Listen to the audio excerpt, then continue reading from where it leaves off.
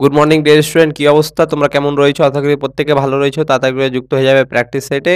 প্রত্যেকে তোমরা pen paper নিয়ে বসে যাবে সামনে এবং ক্লাসটাকে একবার অবশ্যই তোমরা শেয়ার করে দিবে যেন বাকিরাও আমাদের সঙ্গে যুক্ত হতে পারে। তোমাদের যে সমস্ত বন্ধুরা ডাব্লিউবিপি, কেপি অর্থাৎ ওয়েস্ট বেঙ্গল পুলিশ কনস্টেবল এবং কলকাতা পুলিশ কনস্টেবলের যারা পরীক্ষা দেবে এবার তারা তাদেরকে প্রত্যেকে তোমরা ক্লাসটা শেয়ার করে দিবে, কারণ আমরা প্রত্যেকটা প্র্যাকটিস সেটে তোমাদের যে এই প্র্যাকটিস সেটটা চলছে লাস্ট 20 মিনিট প্র্যাকটিস সেটের সিরিজ, এই সিরিজটাতে তোমাদের কিন্তু প্রত্যেকটাতে আমি গুরুত্বপূর্ণ প্রশ্নগুলো নিয়ে আসছি এবং সেই প্রশ্নগুলো যে টাইপের প্রশ্নগুলো তোমাদের প্রিভিয়াস ইয়ারগুলোতে জিজ্ঞাসা করছে সেই টাইপের প্রশ্ন, এবং এখান থেকে এই প্র্যাকটিস সেট থেকে হুবাহু সেম টাইপ তোমরা কিন্তু তোমাদের পরীক্ষাতে দেখতে হবে। সেই জন্য প্র্যাকটিস সেটগুলো খুব গুরুত্বপূর্ণ, তোমরা বাকিদেরকে শেয়ার করে দেবে যেন তারাও আমাদের সঙ্গে যুক্ত হয়ে এই প্র্যাকটিস সেটটা করতে পারে এবং পরীক্ষা হলে ভালো একটা নম্বর তুলতে পারে। তাহলে চলো, প্রথম প্রশ্ন রয়েছে তোমার সামনে। প্রত্যেক দিনের মতো করার চেষ্টা করবে নিজেরা, আগে থেকে আমি করার আগে তোমরা করার চেষ্টা করবে। প্রত্যেকটা অ্যান্সার কিন্তু তোমরা কমেন্ট বক্সে লিখবে। স্যার চলো, কি বলছে? খুব সুন্দর প্রশ্ন। 30 জন লোক 10 ঘন্টায় 50টি গাছ কাটে। 30 জন লোক আমার কত ঘন্টায়? 10 ঘন্টায় 50টি গাছ কাটে। যদি 10 জন লোক কাজ ছেড়ে দেয়, আগে কাটছিল কতজন লোক স্যার? 30 জন লোক। এখন যদি বলছে 10 জন লোক কাজ ছেড়ে দেয়, তাহলে বাকি থাকবে কতজন? 20 জন।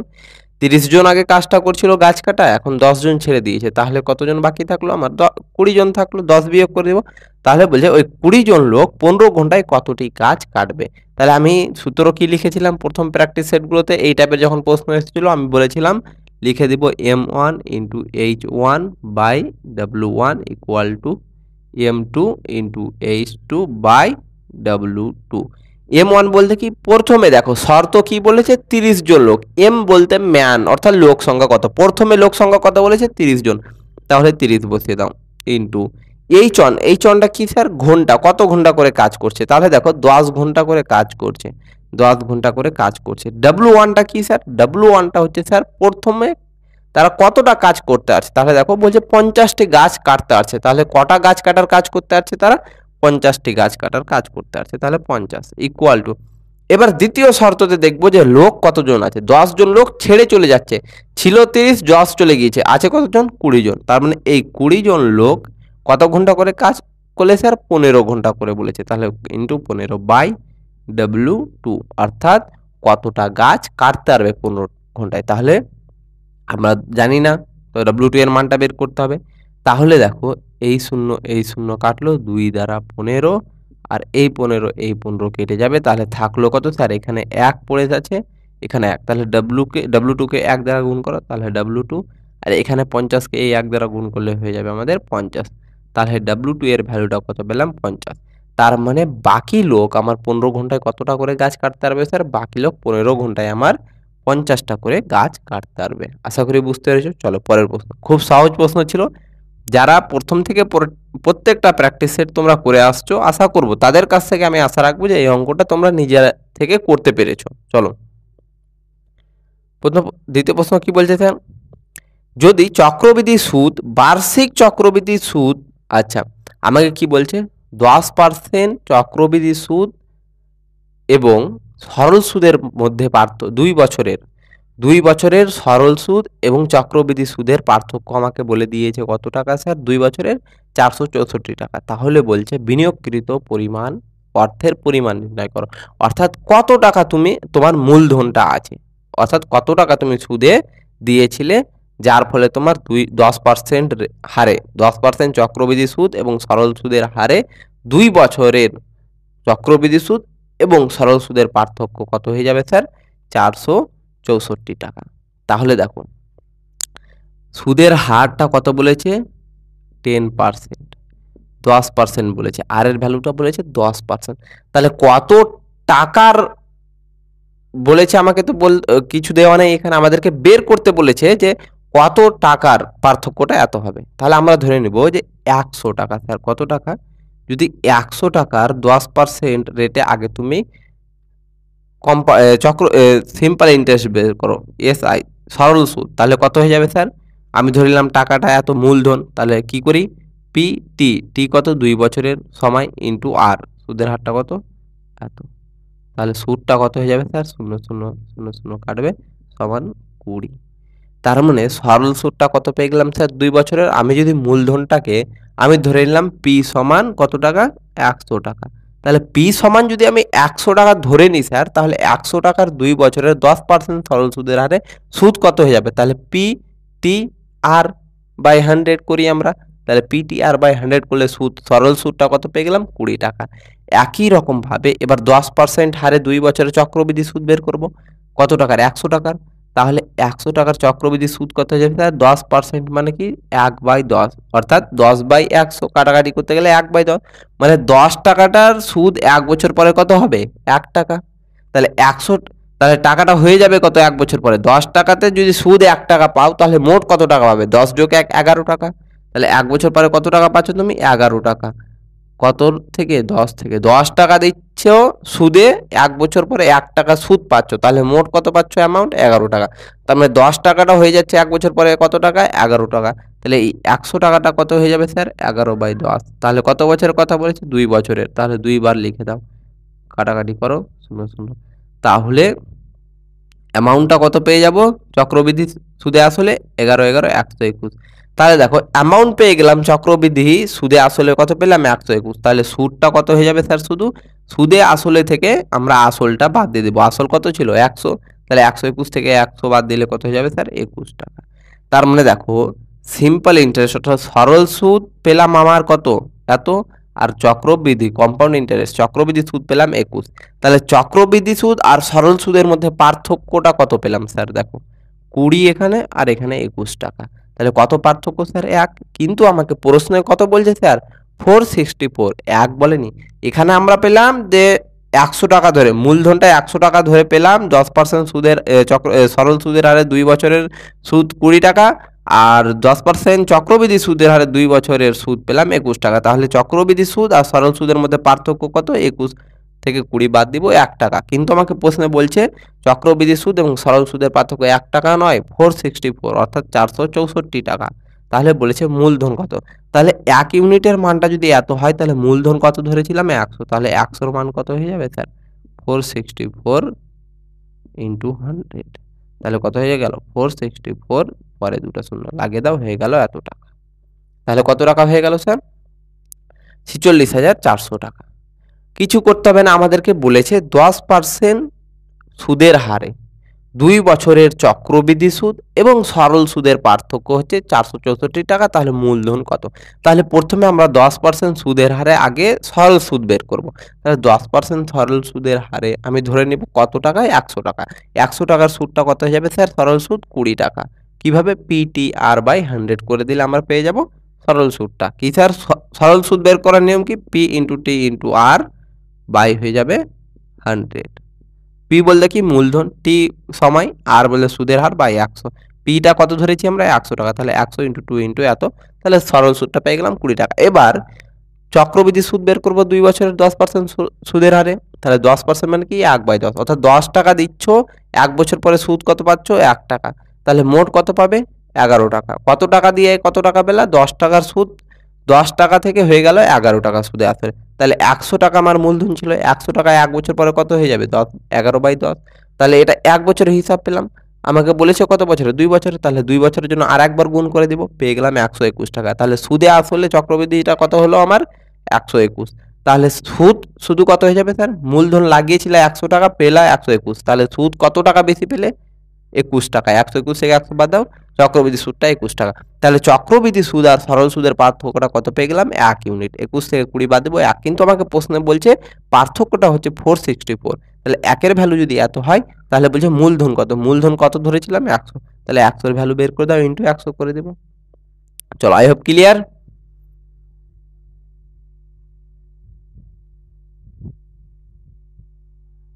চলো, একটি জিনিসের চিহ্নিত মূল্য খরচের চেয়ে 25% বেশি। একটি জিনিসের চিহ্নিত মূল্য খরচের চাইতে 25% বেশি।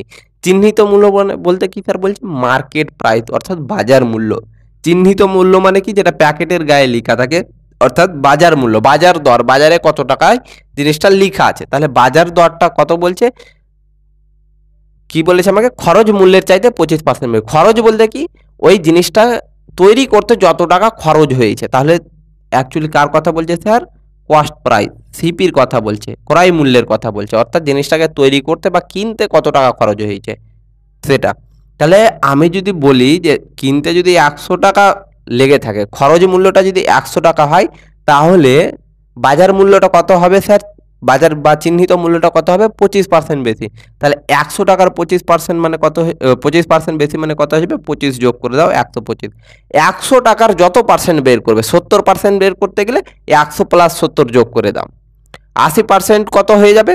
তাহলে 100 প্লাস 80 করে দিলে আমার চিহ্নিত মূল্যটা হয়ে যাবে 180 টাকা। তাহলে বলছে যে 100 টাকার 25% বেশি হয়ে যাবে। তাহলে 100 টাকার 25% কত হয়ে যাবে স্যার?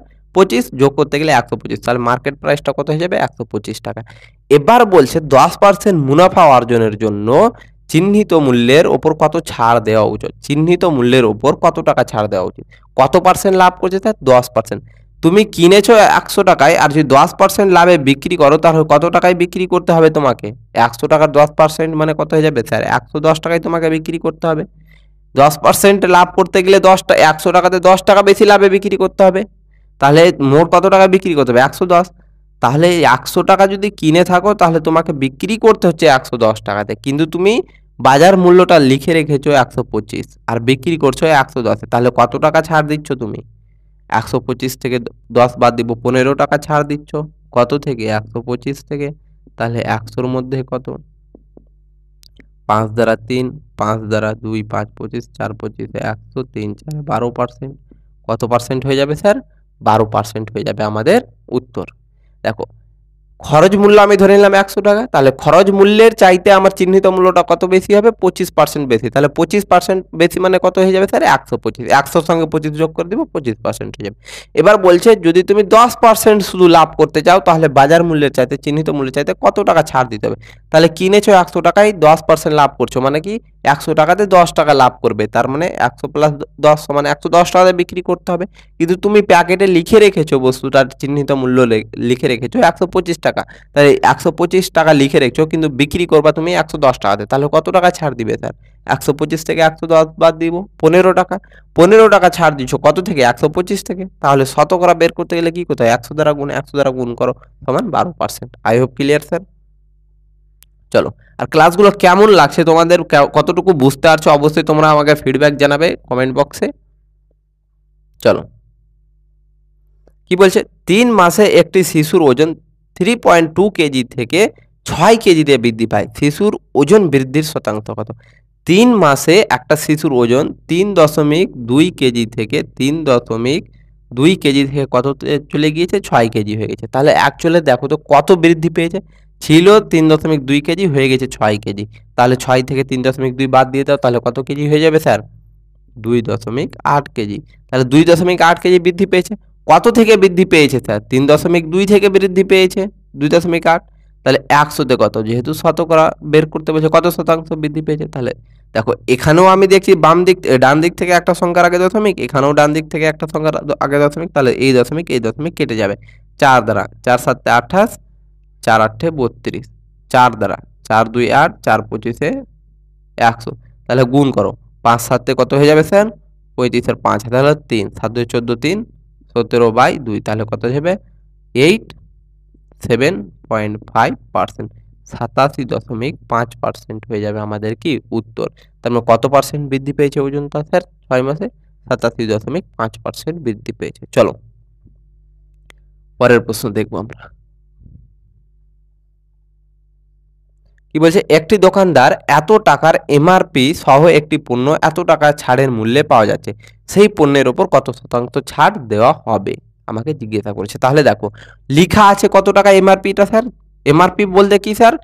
প্যাকেটে লেখা আছে, অর্থাৎ চিহ্নিত মূল্য বা মার্কেট প্রাইস আমাকে দিয়ে দিয়েছে কত টাকা? 25,000, 28,500 টাকা। এবার বলছে সেটা আমার ছাড় সহ, মানে ছাড় দেওয়ার পরে 27,645-এ বিক্রি করছে, 27,645-এ বিক্রি করছে। তাহলে বলছে সেই পণ্যের ওপর কত শতাংশ ছাড় দেওয়া হয়েছে? তাহলে দেখো, এত টাকা লেখা ছিল, এত টাকাতে বিক্রি করছে, তাহলে ছাড় কত দিয়েছে? বিয়োগ করে দেবো। 10 থেকে 5 বাদ 5, 10 থেকে 5 বাদ 5, 5 থেকে 7 বাদ 8, 855 টাকা। 855 টাকা ছাড় দিয়েছে। তাহলে 855 টাকা ছাড় দিয়েছে কত টাকার মধ্যে স্যার? লেখা কত ছিল এমআরপিটা? 28,500। 28,500 থেকে আমার 855 টাকা ছাড় দিয়েছে। তাহলে 100-তে কত, 100-তে কত, 2 শূন্য 2 শূন্য কাটবো, করে দিলে কত হয়ে যাবে 13 10, আচ্ছা কেটে দিলে হয়ে যাবে 3, 3 5 15, 3 8 24 15, 3 6 8, হ্যাঁ তাহলে 3%। তাহলে উত্তর কত হয়ে গেল স্যার আমাদের 3% হয়ে গেল আমাদের কি ছাড়টা। আশা করি বুঝতে পেরেছো। চলো পরের প্রশ্ন, চলো পরের প্রশ্ন কি বলছে আমাকে 4/5, 8/18 এবং আমার কি বলছে 2/35 গসাগু কত। তাহলে আমাকে তিনটা ভগ্নাংশ দিয়েছে, এই তিনটে ভগ্নাংশের আমাকে কি করতে বলেছে গসাগু বের করতে বলেছে। তাহলে একটা কথা বলে দিই, তোমাদের পরীক্ষাতে কিন্তু 5, 10, 15, 20 এই টাইপের সংখ্যা দিয়ে কিন্তু বলবে না যে এর গসাগু বের করো, কারণ সেটা খুব সহজ। আর এই টাইপের যে ভগ্নাংশ টাইপের দিয়ে দিল, এই টাইপের প্রশ্নই কিন্তু তোমাদেরকে জিজ্ঞাসা করবে পরীক্ষা হলে, আর অলরেডি কিন্তু তোমাদের এই টাইপের গসাগু জিজ্ঞাসা করে রেখেছে। তাহলে এই টাইপের কিন্তু নিয়মও আমি তোমাদেরকে বলে দিয়েছি, যারা ক্লাসগুলো ভালো করে করেছো প্রত্যেকটা প্র্যাকটিসের, সেই জন্য আমি বারবার প্রত্যেক দিন বলছি প্র্যাকটিস সেটগুলো খুবই গুরুত্বপূর্ণ। যারা অ্যাটলিস্ট তোমাদের সিলেবাস কমপ্লিট নেই, কিন্তু অ্যাটলিস্ট তোমরা যে প্র্যাকটিস সেটটা আমার এখান থেকে সম্পূর্ণটা করে যাও, 1 থেকে শুরু করে আমি যতদিন পরীক্ষা না হয়েছে ততদিন করাবো, তোমরা যদি করে যাও তাহলে আমি তোমাদেরকে কথা দিচ্ছি তোমাদের অনেকটা কনসেপ্টও ক্লিয়ার হয়ে যাবে, তার সঙ্গে তোমরা পরীক্ষা হলে 25টাতে 25টা প্রশ্ন করে আসার মতো কমনও পেয়ে যাবে, আর করেও আসতে পারবে। সেজন্য বারবার বলছি তোমরা প্রত্যেকটা প্র্যাকটিস সেট মনোযোগ সহকারে দেখো। তাহলে কি কত কত বলেছে স্যার দেখো 4/5 কমা কি বলেছে আমাকে 8/15, 8/15 কমা তারপর কি বলেছে কত বলেছে স্যার 2/35, এত এর গসাগু কত আমাকে নির্ণয় করতে বলেছে। তাহলে দেখো যখনই বলবে গসাগু গসাগু তখন হয়ে যাবে লবগুলোর গসাগু বাই, অর্থাৎ নিচে হয়ে যাবে হরগুলোর লসাগু। তাহলে কি হয়ে যাবে উপরে লব, লব বলতে কি স্যার উপরে যেগুলো আছে 4 8 2, 4 আর 2 এর গসাগু। তাহলে 4 8 আর 2 এর গসাগু করো, তাহলে দেখো 2 4 4 2 1, তার মানে আর যাই না আমার কোনো সংখ্যা দ্বারা ভাগ, তিনটাকে আমি যদি 2 দ্বারা দিই তাহলে 1 কে তো আর 2 দ্বারা ভাগ যাবে না, তিনটা সংখ্যাকে আমার কিন্তু এক সেই সংখ্যা দ্বারা ভাগ দিতে হবে। তার জন্য আমার গসাগু হয়ে গেল কত 2, তার মানে গসাগু হয়ে গেল আমার উপরের লবগুলোর গসাগু 2। এবার নিচের সংখ্যা অর্থাৎ হরগুলির কি করতে হবে আমাকে লসাগু, লসাগু করে নিচে বসাতে হবে। তাহলে 5 15, 5, 15, 35 এর লসাগু কত হয়ে যাবে স্যার 5 1 5, 3 5 15, 5 7 35, তাহলে কত হয়ে গেল স্যার 3 7 21, 5 10 105, তাহলে 2 বাই কত হয়ে যাবে 105। তাহলে লবগুলোর যখনই গসাগু বলবে তাহলে উপরের সংখ্যাগুলোর গসাগু করে দিব, নিচেরটা লসাগু করে নিচে বসিয়ে দিব। তাহলে 2/105 অপশন এতে রয়েছে। আর যদি আমাকে বলে স্যার লসাগু নির্ণয় করো, তাহলে সেম দেখো এখানে গসাগু বলেছে সেজন্য উপরের সংখ্যাগুলোর গসাগু করলাম, নিচেরটা লসাগু করলাম। এবার যদি আমাকে লসাগু বলতো লসাগু, তাহলে উপরের সংখ্যাগুলোর লসাগু করতাম, নিচেরটার গসাগু করতাম। যেটা চাইবে উপরের সংখ্যাগুলোর সেটা করে দিব, তার বিপরীতটা অর্থাৎ সেটা বাদে যেটা থাকছে গসাগু যদি বলে তো লসাগু বাকি থাকবে, নিচের সংখ্যাগুলো লসাগু করে আমরা নিচে বসিয়ে দেব। চলো আই হোপ ক্লিয়ার হয়েছে। চলো পরের প্রশ্নে দেখো কি বলছে সুমন 40 কেজি গম 12.50 টাকা কেজি দরে কিনেছে। ধরে নাও তুমি 12.50 টাকা কেজি দরে 12.50 টাকা কেজি, অর্থাৎ প্রত্যেক কেজির দাম 1 কেজির দাম হচ্ছে 12.50 টাকা। তাহলে 1 কেজির দাম যদি 12.50 কেজি হয় তাহলে তুমি কত কেজি কিনে এনেছো 40 কেজি গম কিনে এনেছো। তাহলে 40 কেজির দাম কত হয়ে যাবে স্যার 1 কেজি আটার দাম যদি 10 টাকা হয় তাহলে 5 কেজি আটার দাম কত হবে 5 গুণিত 10 50 টাকা। তাহলে 1 কেজি গমের দাম যদি 12.50 হয় তাহলে 40 কেজির দাম কত হয়ে যাবে স্যার গুণ করে দিব। তাহলে এই দশমিক তুলবো, দশমিক তোলার জন্য কি হয়ে যাবে স্যার নিচে দশমিকের জন্য 1, দশমিকের পরে কয়টা সংখ্যা ছিল 2টা, 2 দ্বারা 2টা শূন্য লাগিয়ে দেবো। তাহলে এই শূন্য এই শূন্য এই শূন্য এই শূন্য কাটলো, তাহলে গুণ করে দাও হয়ে যাবে আমার 500। তার মানে কত হয়ে গেল স্যার 500। তার মানে 12.50 টাকা কেজি দরে 50 কেজি আমার 40 কেজি কিনে এসেছিল গম, যার মোট দাম কত পেলাম আমরা 500 টাকা। এবার কি বলছে 30 কেজি গম 14 টাকা কেজি দরে ক্রয় করে আনে। তাহলে আবার তুমি কি করেছো, 30 কেজি গম কিনেছো কত টাকা দরে, 14 টাকা কেজি দরে।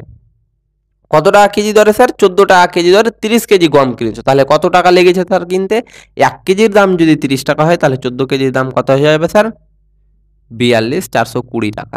তার মানে 12.50 টাকা কেজি দামের নিয়ে এসছো 500 টাকার, আর 30 টাকা কেজি দামের নিয়ে এসছো তুমি 420 টাকার। তাহলে মোট কত টাকার নিয়ে এসছো স্যার, দুটা গুণ করে দাও, 920 টাকার। তার মানে তুমি মোট কত টাকার গম কিনেছো, 920 টাকার।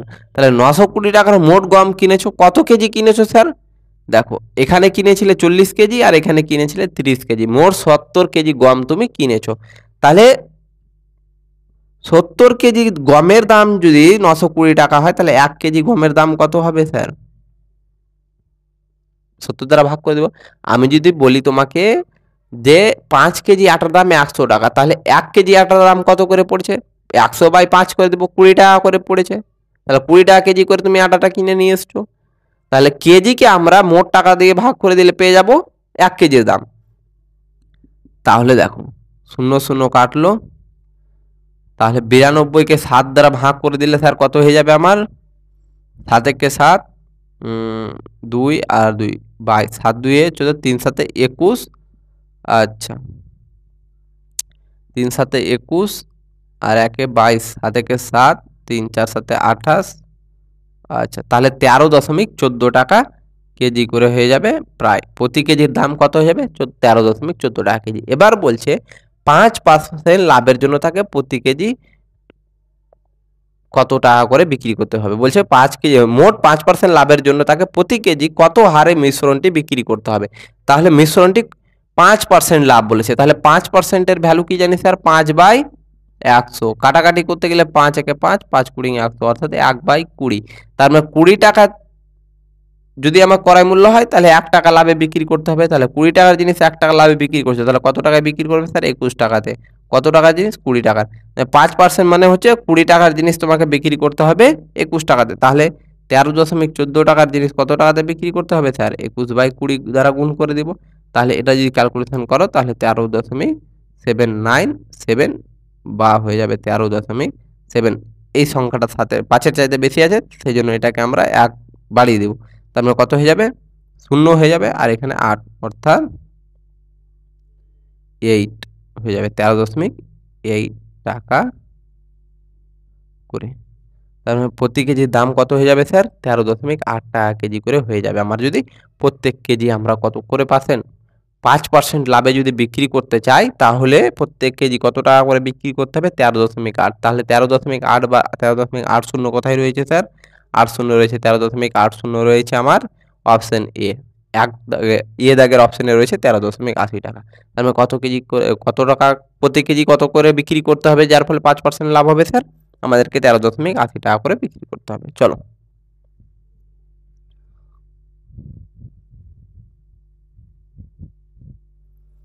পরের প্রশ্ন দেখবে।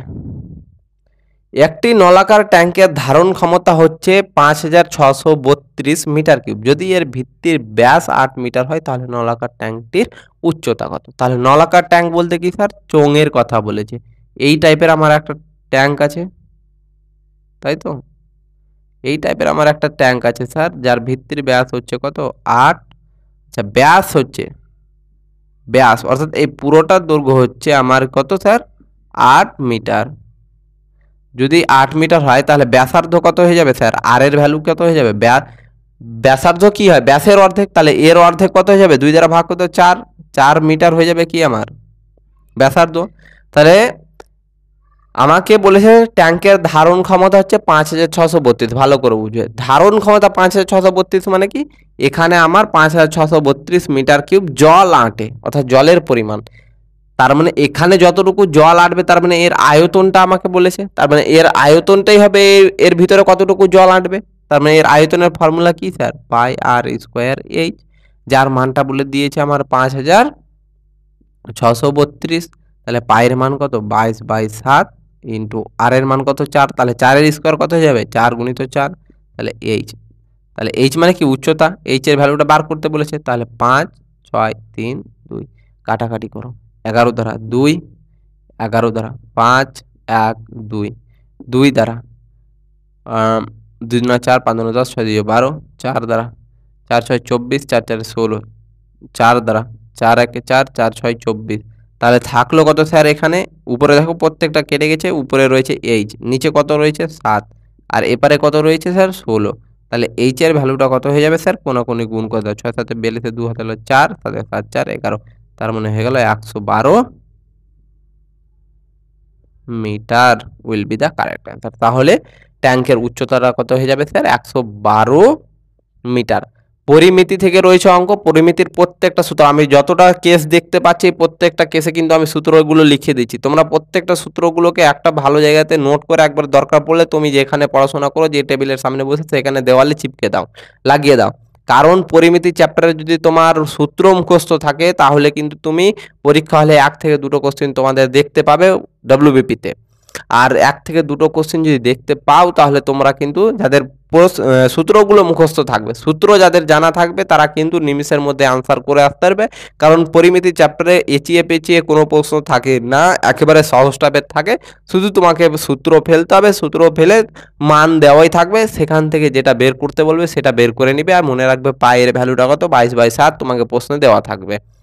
সেই জন্য বারবার বলবো যে তোমরা প্রত্যেকে পরিমিতি চ্যাপ্টারের আমি প্রত্যেকটা প্র্যাকটিস সেটে যে অঙ্কগুলো আসছে আমি সূত্রগুলো লিখে দিচ্ছি, সেই সূত্রগুলো কিন্তু তোমরা অবশ্যই মনে রাখবে, অবশ্যই অবশ্যই অবশ্যই মনে রাখবে। যার সূত্র মনে থাকবে না সে কিন্তু পরীক্ষা হলে সেই দুটো অঙ্ক ছেড়ে আসবে। আর দুটো মানে বুঝতে পারছো কত ইম্পর্টেন্ট, একটা মার্ক আমাদের কত ইম্পর্টেন্ট জানো।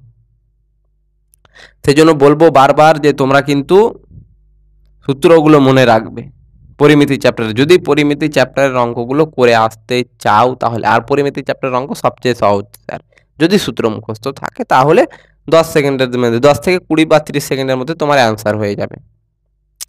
আশা করব প্রত্যেকটা অঙ্ক তোমরা ভালো করে বুঝতে পেরেছো। যদি কোনো জায়গাতে অসুবিধা থাকে তাহলে অবশ্যই তোমরা কিন্তু আমাকে কমেন্ট বক্সে অ্যান্সার বলবে।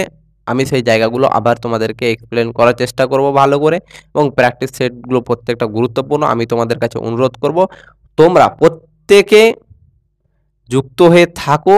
প্রত্যেক দিন 6:30তে, সকাল 6:30টায় তোমরা যুক্ত হও। অবশ্যই পরীক্ষা হলে গিয়ে দেখতে হবে আমার করানো প্র্যাকটিস সেট থেকে অঙ্কগুলো দেখতে হবে, সেম টাইপের অঙ্কগুলো দেখতে হবে। হতে পারে 10-এর জায়গাতে 20% দিয়ে দিয়েছে, এই টাইপের দেখতে হবে, কিন্তু তোমরা হুবাহু প্যাটার্ন কমন পাবেই। আর যদি তোমরা ইমানদারির সঙ্গে প্রত্যেকটা প্রশ্ন যদি প্র্যাকটিস করে থাকো যেভাবে বলেছি, তাহলে অবশ্যই তোমরা ডব্লিউবিপি বা কেপি কনস্টেবল যেই এক্সাম দাও না কেন সেখানে গিয়ে 25টাতে 25টা তুমি অঙ্ক করে আসতে পারবে স্যার। তাহলে প্রত্যেকে স্যার ভালো করে পড়াশোনা করো, মনোযোগ সহকারে করো। আবার তোমাদের সঙ্গে দেখা হবে পরবর্তী ক্লাসে, অর্থাৎ আগামী দিন সকাল 6:30-এ প্রত্যেকে যুক্ত হয়ে যাবে, এবং ক্লাসগুলোকে অবশ্যই শেয়ার করে দিবে। আর ভালো লাগলে অবশ্যই একবার লাইক করে দিবে।